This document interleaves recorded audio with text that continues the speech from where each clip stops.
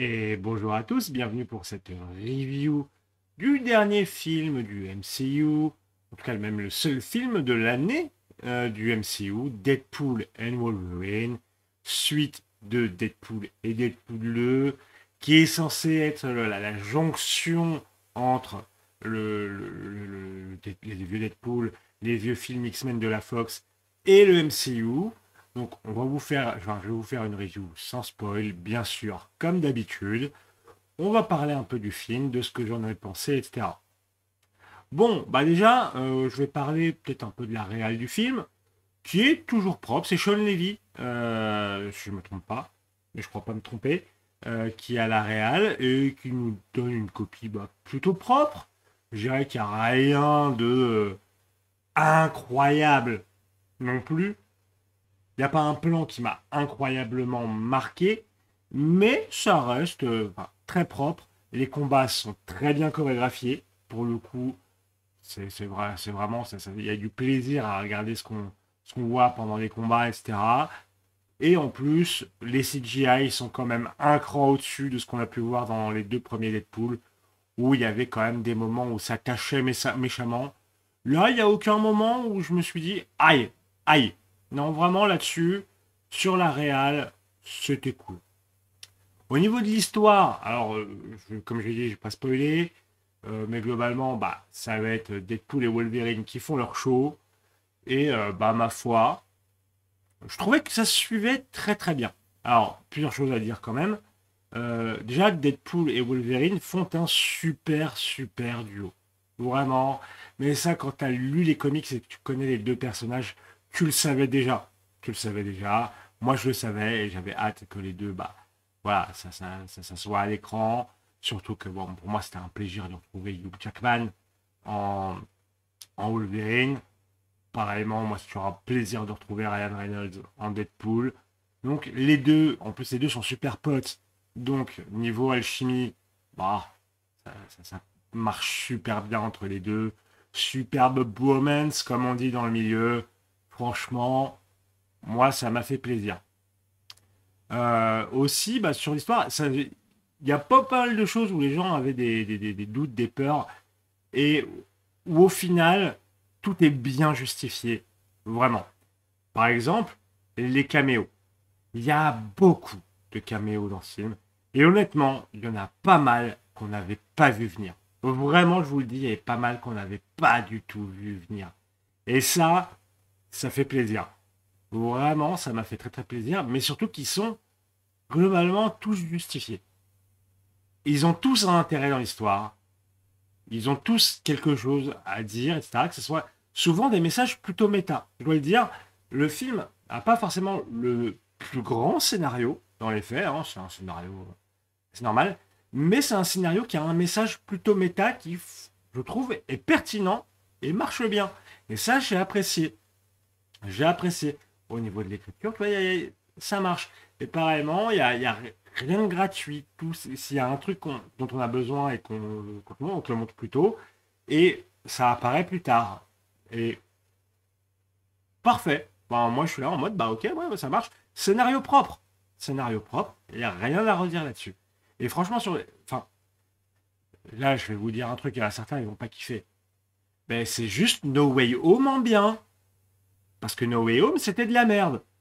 Mais là, c'est bien, les caméos sont justifiés, le scénario ne te prend pas pour un con. C'est. Le fan service ne nuit pas au projet de base. Voilà, il y avait un projet de base. Dans ce projet de base, on te met du fan service, mais ça ne nuit pas à la cohérence du projet. Là où il y avait tellement d'incohérences dans No Way Home parce qu'il fallait caser ci, il fallait caser ça. Bon voilà, derrière, c'est de la merde. Je veux vous le dire, mais j'ai jamais caché mon opinion sur No Way Home. Allez voir ma tier list des films Spider-Man si vous voulez. Mais voilà, c'est pour le coup plutôt propre. Et en plus, ça n'oublie pas d'être drôle. Parce que bon, un film Deadpool qui aurait pas été drôle, ça aurait été embêtant. Non, vraiment, c'est très très drôle. Dans la salle, ça rit à gorge déployée. C'était vraiment super. Il y a vraiment des blagues qui sont incroyables. Et en plus, honnêtement, il y a une blague. à un moment, elle a possiblement un retardement en dehors du film de résolution et la blague marche quand même. Et c'est très très très très drôle. Vraiment, j'étais là en mode, oh les bâtards. Oh les bâtards. Et j'étais là en mode, ok. Ok, il y a moyen qu'on se marre beaucoup. Enfin, on se marre beaucoup, mais sur celle-là, il y a moyen qu'elle ressorte.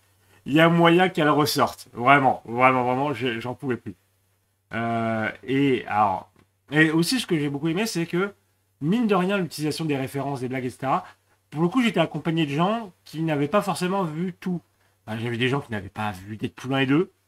J'ai des gens qui n'avaient pas vu forcément les films X-Men, etc. Donc, il y a. Parce que, il y a Wolverine, donc forcément, voilà.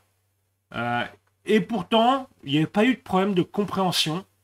Il n'y a pas eu de problème voilà, au niveau du rire, des blagues, etc. C'est juste que tu avais des trucs où il y a des références vraiment pointues à des moments, mais si tu les as pas, c'est pas grave. Ça te donne plutôt un deuxième rire derrière, si t'as la ref. Et en l'occurrence, il y avait vraiment, moi, il y a des moments où j'étais là en mode, oh les bâtards, oh les bâtards, oh les bâtards, parce que fallait avoir la ref derrière. Fallait avoir la ref derrière, mais ça t'empêchait pas de rigoler au truc. C'est juste que c'était derrière. Voilà. Je sais pas si j'ai bien expliqué, mais dans le doute, vous avez compris. Vous avez compris. Alors, moi, le truc qui m'a surpris, c'est qu'ils ont envoyé, enfin, ils ont foudroyé Marvel. Ils ont foudroyé Disney et le MCU. Hein. Ah, ils ont balancé des taquets. Oh là là. Ah, ils en ont balancé plein, ils en ont balancé des violents. C'était des tacles à la gorge. Hein. Vraiment, c'était des tacles à la gorge qu'ils ont balancé dans le film. Ça m'a surpris. Et pour le coup, bah, c'est pas pour me déplaire. Vraiment, j'étais là en mode, non, c'est legit. Non, c'est legit. Allez-y. Allez-y. Vraiment, allez-y. Euh, c'est legit, ça me va. Vous avez le droit. C'est autorisé, référé, voilà. Donc, GG à eux. Alors, et aussi, alors peut-être que bon, c'est un peu le bordel, même si j'ai pris des notes. Hein, désolé. Euh, mais il y a faut parler de l'antagoniste du film. Il y a deux antagonistes, mais alors l'antagoniste, pour le coup, c'est pas révolutionnaire. Hein. C'est pas révolutionnaire. Mais j'ai quand même eu un truc. J'ai quand même eu une accroche. Et j'ai trouvé que le personnage était très bien interprété. Qu'il était surtout flippant. Un peu flippant.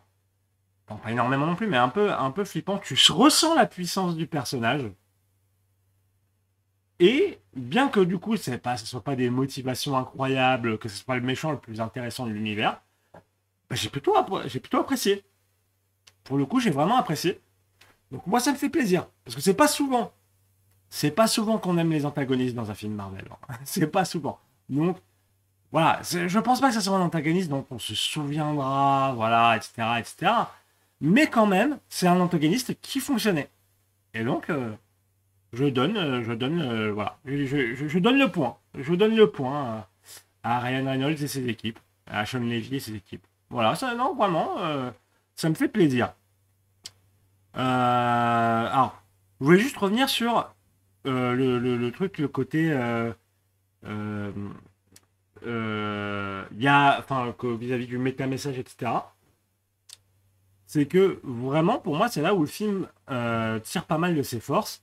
C'est que vraiment, moi, j'étais là en mode, ok, je vois ce que tu veux me dire, et tu le dis bien sur le méta-message par rapport à l'héritage, à l'héritage des films euh, de la Fox Marvel, donc tout ce qui était X-Men, 4 Fantastiques, Deadpool, etc.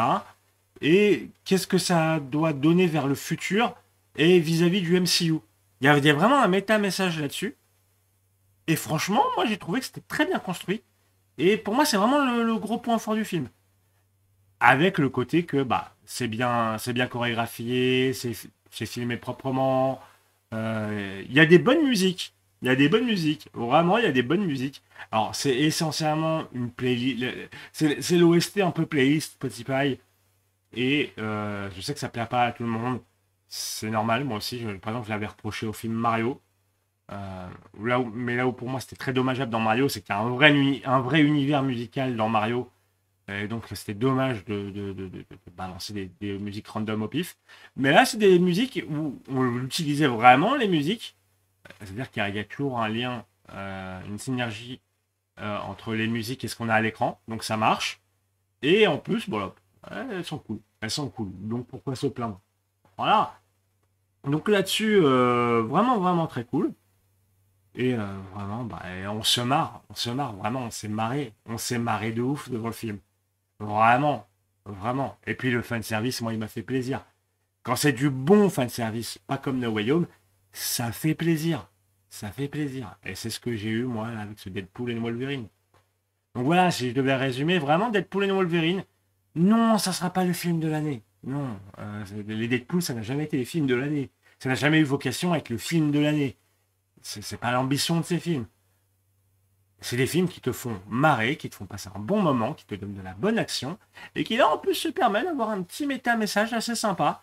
Moi j'aime beaucoup la progression qu'il y a eu vis-à-vis de chaque film. Hein, moi ce que je lui dirais toujours, hein, enfin, n'hésite pas à écouter mes podcasts séances de rattrapage. Écoutez Versus 5 aussi, mais séances de rattrapage où on a parlé des deux films Deadpool. Et où je reviens sur le fait que, à posteriori, je préfère Deadpool 2 à Deadpool 1, parce que je trouve que Deadpool 2 est plus pertinent dans ce qu'il raconte. Et pareillement, Deadpool 3, je le trouve très pertinent dans ce qu'il raconte. Même si c'est pas Breaking Bad, hein. Breaking Bad, c'est pas le parrain. Mais il y a un truc. Il y a un truc. Donc, avec tout ce qu'il y a à côté, comme le bon fan service, la musique, les batailles, etc., l'humour, et les acteurs, vraiment, Hugh Jackman et Ryan Reynolds, ils sont incroyables. Donc, vraiment, je vous recommande ce Deadpool et Wolverine. C'est un très très bon cru du MCU. Euh, j'ai j'ai vraiment hâte de voir qu'est-ce qu'il pourrait proposer ensuite. Pourquoi pas.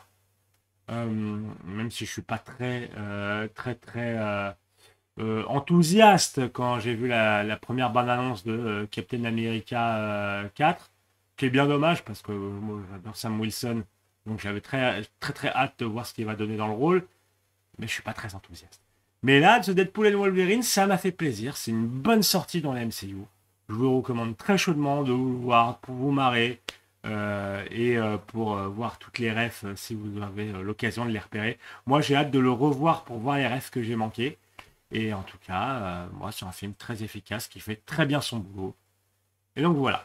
Si ça vous a plu, n'hésitez pas à vous abonner, à laisser un like, à me dire ce que vous avez pensé du film en commentaire, si vous l'avez vu, ce que vous pensez peut-être de ce que va devenir en MCU, de ce qu'il est devenu. Ça peut m'intéresser. Et n'hésitez pas à me suivre sur mes différents réseaux, écoutez mes podcasts, tout est dans la description. Des bisous. À la prochaine pour une nouvelle vidéo.